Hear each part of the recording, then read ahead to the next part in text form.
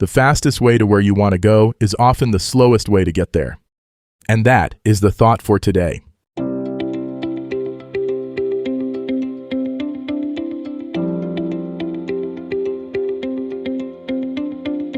Welcome to 7 Good Minutes. I'm Clyde Lee Dennis. Thanks for joining me for what I believe will be 7 of the most enriching minutes of your day. In today's episode of 7 Good Minutes, we talk about finding peace by releasing the need to rush. Enjoy. There's a particular kind of exhaustion that comes not from physical exertion, but from living in a constant state of urgency. It's the feeling that everything needs to happen now, that you're always behind, always rushing to catch up with some invisible timeline that seems to govern your days. But what if I told you that much of this urgency is self-created, and that releasing it could be the key to finding a deeper, more sustainable peace? By the end of this episode, you'll understand the difference between true urgency and manufactured urgency, and you'll have practical tools for stepping out of the rush and into a more centered way of being. This isn't about becoming lazy or losing your drive. It's about learning to move through life with intention rather than panic, with purpose rather than pressure. Let's start by examining where this sense of urgency comes from. Some of it is legitimate. There are real deadlines, real responsibilities, real consequences to consider. But much of what we experience as urgent is actually anxiety dressed up as productivity. It's the voice that tells us we should be further along by now, that everyone else is moving faster, that if we don't hurry, we'll miss out on something important. This manufactured urgency keeps us in a state of chronic stress, always leaning forward into the next moment instead of being present in this one. It makes us feel busy without necessarily being effective, rushed without necessarily being productive. And perhaps most importantly, it robs us of the ability to enjoy the journey we're on. The first step in letting go of urgency is learning to pause and ask yourself, is this actually urgent or does it just feel urgent? True urgency has clear, immediate consequences.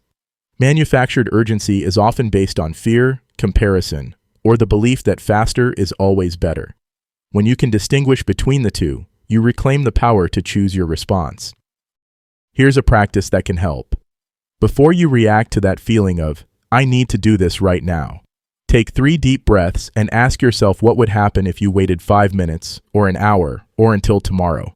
Often you'll discover that the world won't end, opportunities won't disappear, and people won't think less of you. This simple pause can break the cycle of reactive urgency. Another powerful shift is moving from I have to language to I choose to language. Instead of I have to finish this project today, try I choose to work on this project today. This subtle change reminds you that you have agency in how you spend your time and energy. Even when external deadlines exist, you still have choices about how you approach them. Consider embracing what I call productive slowness. This means doing fewer things, but doing them with greater attention and care. It means choosing quality over quantity, depth over breadth. When you slow down, you often discover that you can accomplish more with less stress because you're working from a place of clarity rather than chaos. Practice saying no to non-essential urgencies. Just because someone else is in a hurry doesn't mean you need to be. Just because something can be done quickly doesn't mean it should be. Your peace of mind is worth protecting, and that sometimes means disappointing others or missing out on opportunities that don't align with your deeper priorities. Create buffer time in your schedule. Instead of booking appointments back-to-back, leave space between commitments.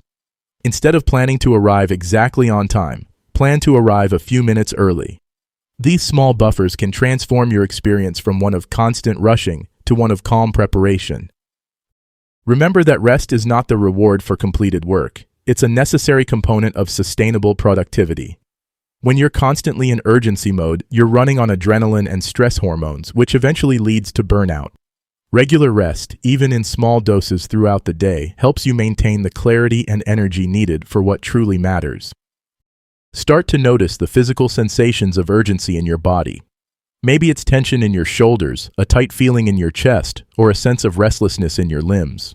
When you become aware of these signals, you can use them as reminders to slow down, breathe, and reconnect with your center.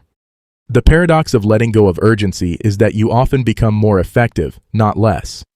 When you're not constantly in reactive mode, you can think more clearly, make better decisions, and approach challenges with greater creativity and wisdom. You move from being busy to being purposeful. Peace isn't something you find when all your tasks are complete. It's something you cultivate in the midst of your daily life.